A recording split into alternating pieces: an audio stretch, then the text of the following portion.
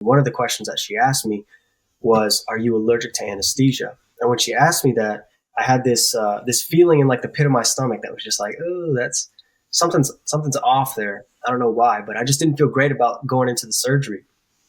Doc dismisses her and puts the anesthesia through my IV, and then he wheels me into the operating room. And he told me I was supposed to be under the anesthesia, but when I got into the operating room, I wasn't. I was still fully conscious and awake. As they were inching closer to my elbow with their scalpel, and all of a sudden I was just watching the entire scene from above. Welcome to Living God's Light, a podcast to help you strengthen your spirituality and your connection with God. We are so happy to have you as a part of the Living God's Light family.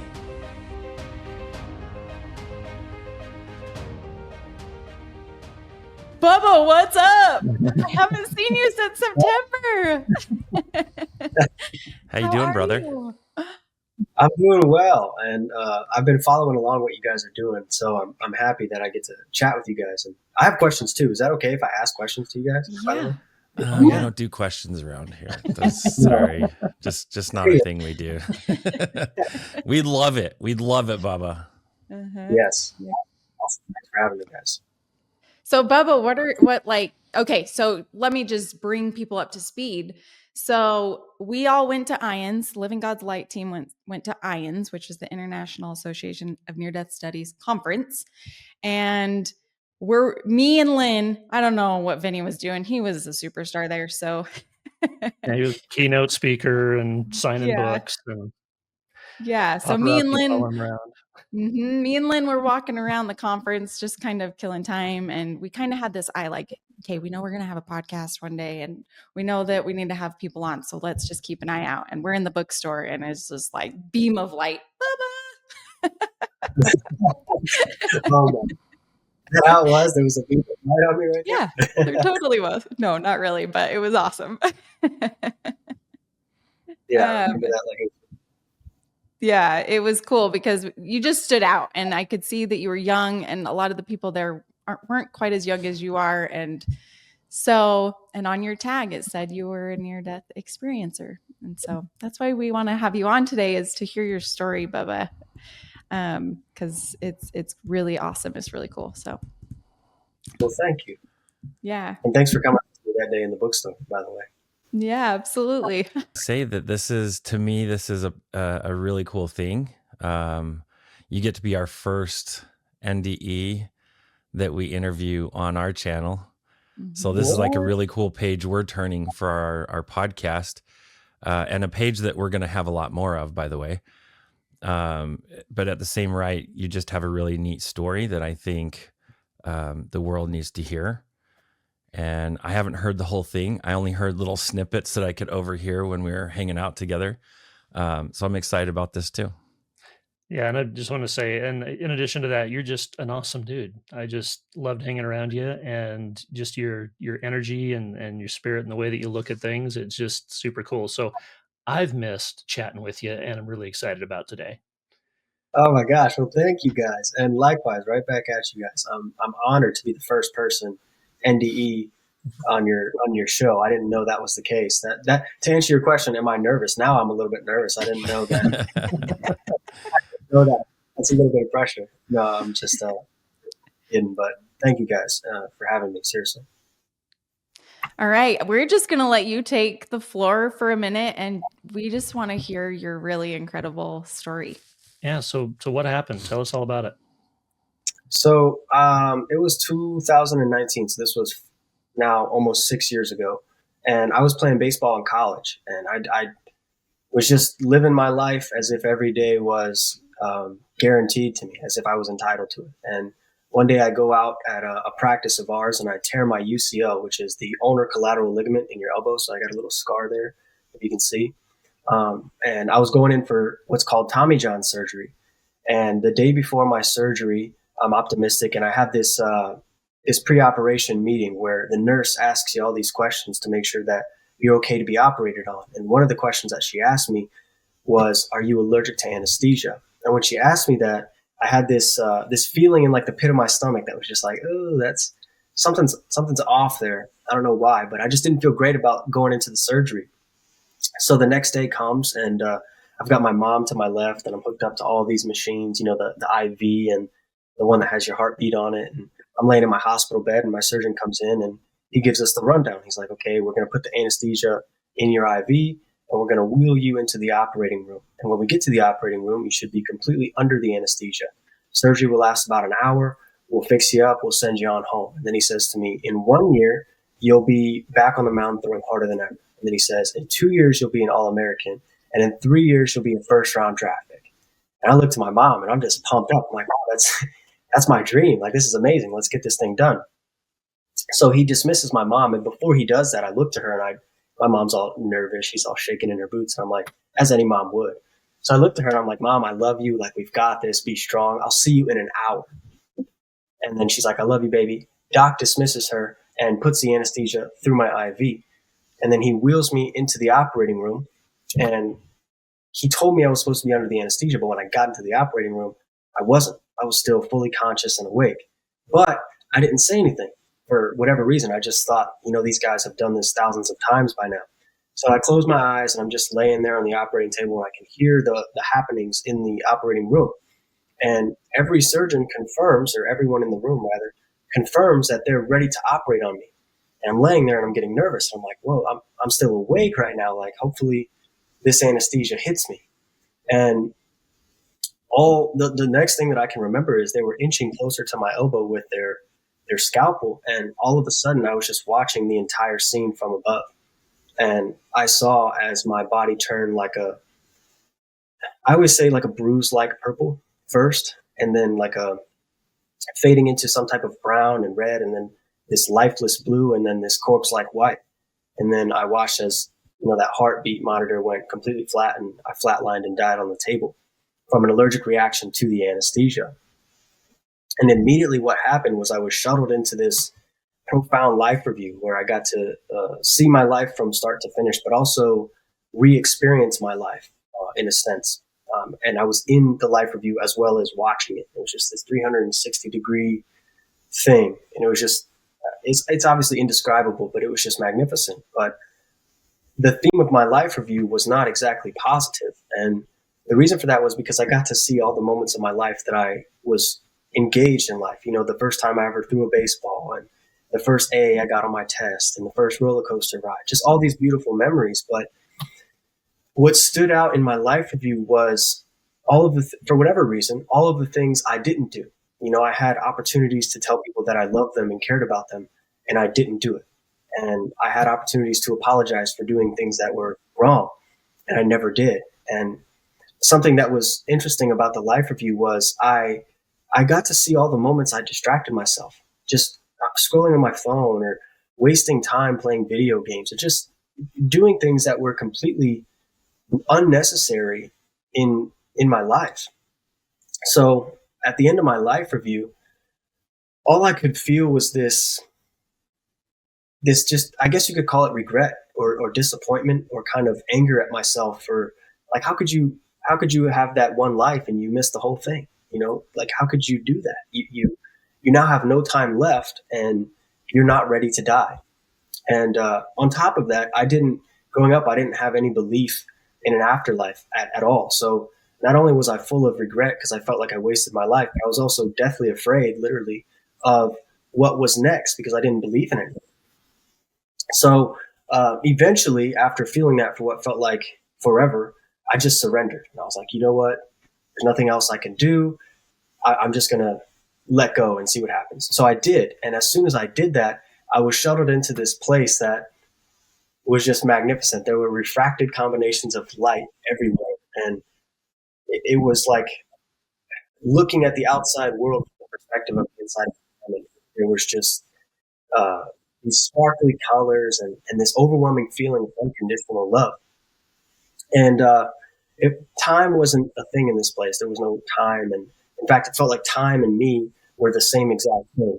I know that's kind of hard to conceptualize, I guess. But so I'm in this place, this beautiful, magnificent place, feeling unconditional love, feeling more alive than I had ever felt in my life. And the voice in my head, the one that felt the regret and disappointment, that was completely gone. But I was alive, and it felt like I was in a place that I belonged. So I'm in this place for what feels like an eternity, and then this strange figure appears. And without transition or anything, this figure passes me a basketball. And we start playing this beautiful game of basketball in this heavenly realm. And throughout the game, I realized that the gentleman I was playing basketball with was Mike, who was my dead stepfather. He passed away 2 years prior to this experience. And the basketball game was actually a recreation of a real moment that I had just seen in my life review. And it was just a magnificent basketball game full of banter and loving competition and just jokes and unconditional love. However, at the end of the game, Mike's tone shifts and he goes from loving competition to a bit stern. And basically what he says to me, there was no verbal communication. It was almost like telepathic. But basically what he says to me is, all right, Bubba, let's cut the crap. Like, what are we doing here? And he says, I've been sent here to offer you something. He says, I know how bad you want that second chance. I know that you weren't ready to die following your life review. And he says, I've been sent here to give you that second chance. But if I do give you this second chance, you have to make sure that the next time you die, you're ready for it. Then he says to me, you have a choice. You can stay here with me in this beautiful, perfect heavenly realm forever, or you can re-enter your body and make sure that the next time you die, you're ready. So he also said in that spew of words that I had a great purpose to serve. So I didn't really want to make the decision that I made, but I did. I just felt I had to make the decision to live this life. So as I did so, he disappeared, and I was just face to face with myself on the operating table with what felt like a glass panel separated the two places. And I watched as the doctor shot me with the shot that saved my life, and I woke up on the operating table, and life has never been the same since. Wow. Wow. Vinney, we're going to let you take the stage to kind of compare stories, especially as Lynn and I sit and just kind of be in the moment with this. Yeah, Bubba, that movement from being on that the other side of that glass, or being in that distance from your body and seeing it, and then going back in. Once you were in and you were conscious and you were waking up, what was your first moment that you remembered you had just had an experience? When I woke up on the table, you're saying? Mm-hmm. Right away, I was just so confused. I was like, what just happened to me? Where was I? Just so confused. But I had recollection rather of the entire thing right away. Did you have a sense that your soul is a lot larger than your body? Yes. Like way larger? Did you have a little bit of claustrophobia for a while afterwards, after you came back? Claustrophobia in what sense? Like, for instance, when I first came back, if I would get in a room full of people and it felt like the room was filling with people, like I had to leave. I would have a little freak out session. And that lasted for a while. It took quite a while. It wasn't until I started getting back into running and getting my body moving that I kind of worked my way through that. But yeah, it's one thing that really affected me big time was claustrophobia. You know, just a sense that I felt trapped inside elevators, or something that I was not controlling. And we were either moving in or a room full of people, and it was filling full of more people. Yeah. Did you have any sense like that? Yes, but more so in my own body. Like, I felt claustrophobic in my body. I was confined in my body. I'm not sure if that really makes sense. I'm sure you probably understand. Yeah, that makes total sense to me. In fact, only hours after I got back from the hospital with my experience, I actually had to go running. It was the only thing. It was the only thing that made me feel like I was trying to escape the body, like almost like you're going to try to run out of your body. It's weird, but it's a silly thing to say or to think, but it was the only thing that gave me reprieve. And I'm not a runner. I don't know if you can't tell I'm not a runner, but yeah, running was the only thing that made me feel better in the beginning. Yeah. Wow. And what made you feel better over time? Like, how did you, with your experience, how did you come back from it? And did you integrate? I learned how to run mentally, and that's meditation. So I started picking up the different mystery schools right away. I understood that I loved traditional religion because I grew up in it, but I knew that my experience that I had went outside of what I knew through religion. So I started looking into the different mystery schools, started looking into the different thought modalities, the different, like meditation, yoga, qigong, and I had lived in Southeast Asia for a couple of years prior to my experience. So I knew a little bit about those things. And for me, it was meditation. That was it. That was my new way of running, was to meditate. Yeah. And what was it about the meditation that was so impactful for you? It was to allow the soul to embrace being in the body instead of hating that it's in the body, but to embrace it as a new opportunity. Yeah. Wow. How about you? How about for you? Yeah. The same. So I'll say that from my experience, the hardest part of, I guess you could say, allowing my soul to be in my body was I was confused because as an athlete growing up, I had felt this, they call it flow state in sports. I had felt this flow state where time ceases to exist and the voice in my head disappears and I'm just ever present unconditionally.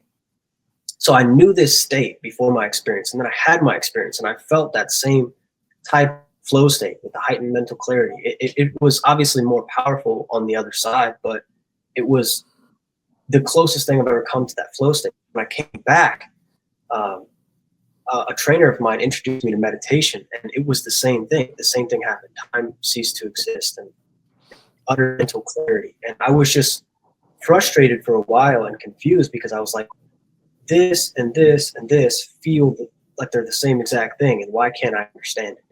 And then after a while, I gave up trying to understand and just entering meditation, and it really, like you were saying, it really helped me accept the fact that my soul is here, and when it is, and that the way to connect with it is through the meditation. I'm not sure if that answers your question. I kind of went a bit of a sidetrack. Like in sports, they call that the zone, right? It helped you get in the zone. It helped you stay in the zone. Yeah. Yes. Yeah. Yeah. For me, it was, meditation, breath work. That introduced me into really going and going heavy into the Bible, going into all holy scriptures from all religions, and looking for where I could see heaven speaking to me.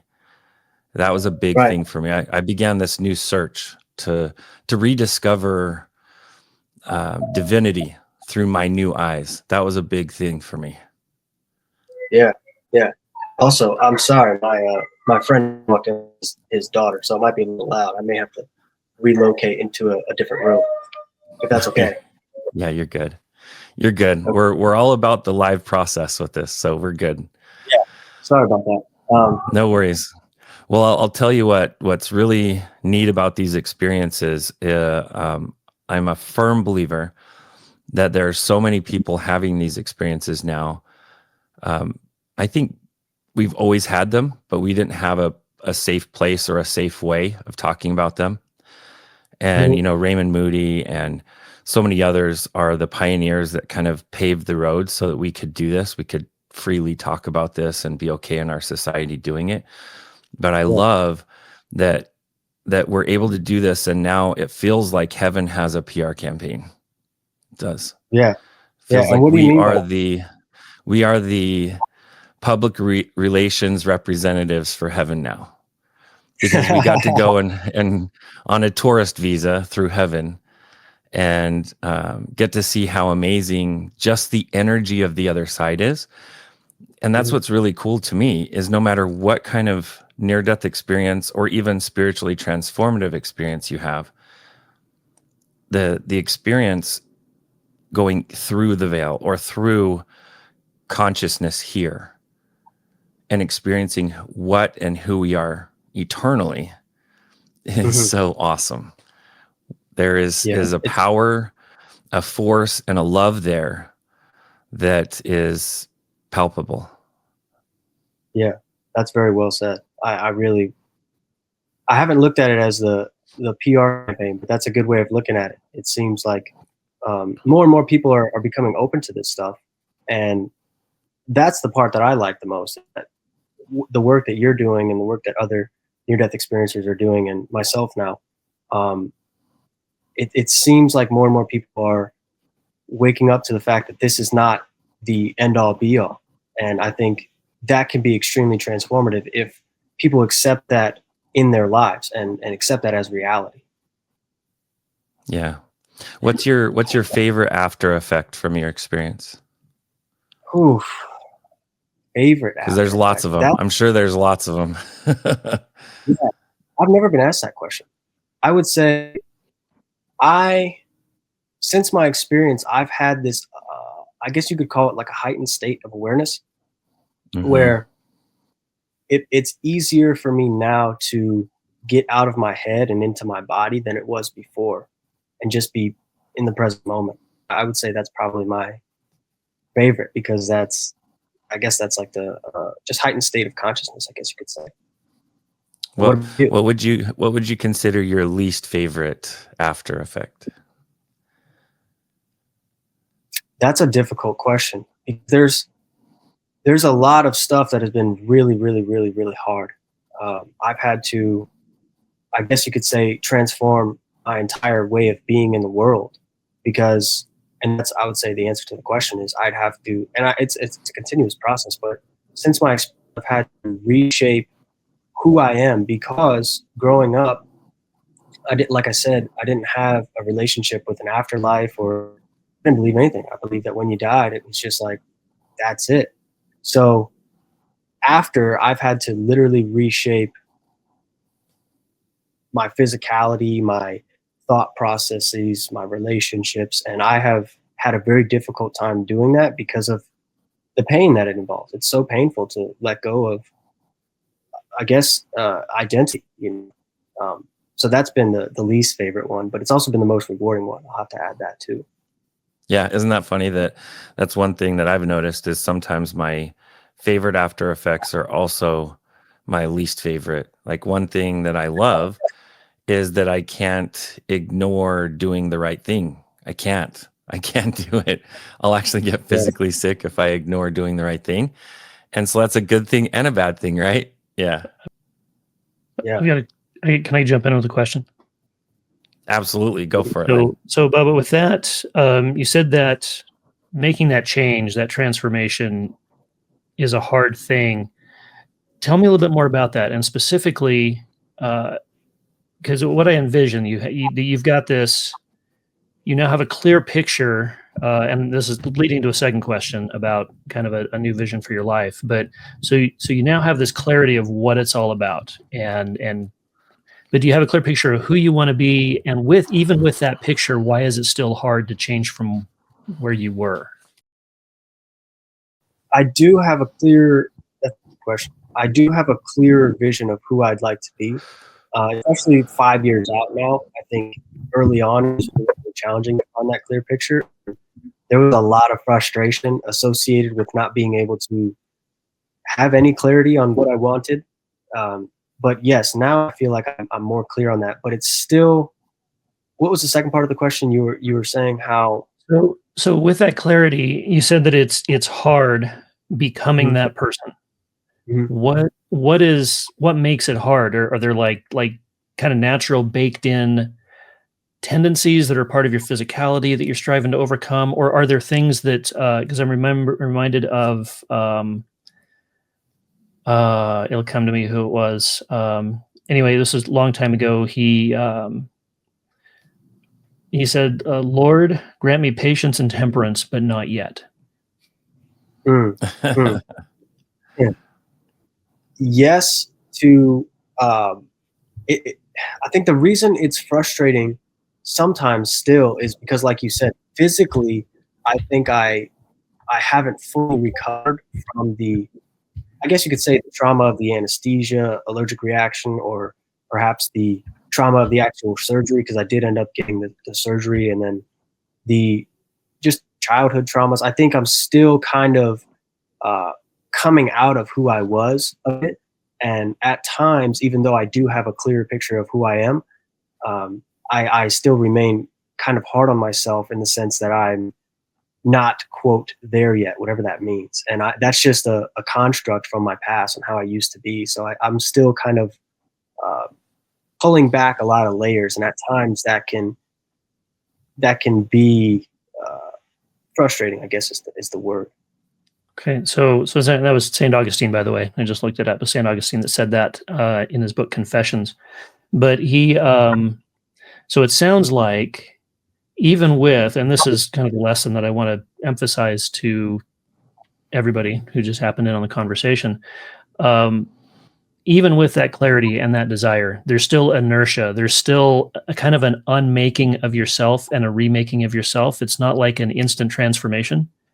And patience is key, and understanding is key, and realizing you're in a long game. And would you also say, because this is a guess that I've got, that if you were to die right now, that it's not, even if you haven't achieved your vision of yourself, the fact that you are on that path and you're walking that road would make your next life review so much more fulfilling and gratifying just because you're making the effort. 100%. 100%. I don't think it's a result oriented approach. How I used to think, I thought that my life would only be fulfilled if I had X, Y, or Z, or if I had the house or the money or whatever the case may have been. But now it's more about the process, in the sense that, like you're saying, if I'm doing the best that I can in the path every day, regardless of my mistakes and imperfections, because I still make a lot of mistakes every day and I'm still very imperfect. However, with giving it my best effort, if I were to die right now, I would be, like you said, the life review would probably be a lot different, because I'd be able to actually maybe give myself a bit of a pat on the back, like, hey, you did your best. There was nothing else you could have done. And sure, I didn't have the money or the house, the car, or whatever, but I gave it my all. That's something that I can be proud of. Mm-hmm. And I would say it sounds like even if you hadn't achieved like perfect love or perfect joy or perfect whatever it is you're trying to become, that would still be okay because you're pointed that direction. Yeah. And sometimes I think where I still slip up at times, I have this idea of how my life ought to be or should be, and I'm learning after my experience that I don't have control over a lot. There's so much that happens that's out of my control. So just really doing the best I can with what I have control of is all that I can do. Awesome. So we got a second question for you. You talked about this kind of new vision for your life. What can you share with us about what that vision is and how you're accomplishing it? Yeah, so it's kind of a loaded question. I see a lot. One of the big takeaways from my experience is that I don't believe in limits anymore. So I'm trying not to place any limits on myself with how far I can take whatever I'm getting myself into. However, the vision is, I believe that I'm in a unique spot with having that near-death experience, but also being the, I guess you could say, for lack of a better term, the higher level athlete that I was. I'm trying to somehow morph the two, because I have this deep understanding of leadership and teamwork and collaboration and hard work, but I also have this growing understanding and ever evolving understanding of unconditional love and compassion and empathy and faith. So I'm trying to I'm now speaking across the country to college baseball programs specifically, and expanding the word into other areas of the sports world. And I'm doing my best. My vision for the future, to answer your question, is to somehow bring these lessons that you guys are all sharing on your story, on your show rather, and your platforms, to the world of sports, because I think there's a large gap there. And I think the leadership in sports could be much stronger with the empathy, the compassion, and all the wisdom that you guys share on your show. I love that.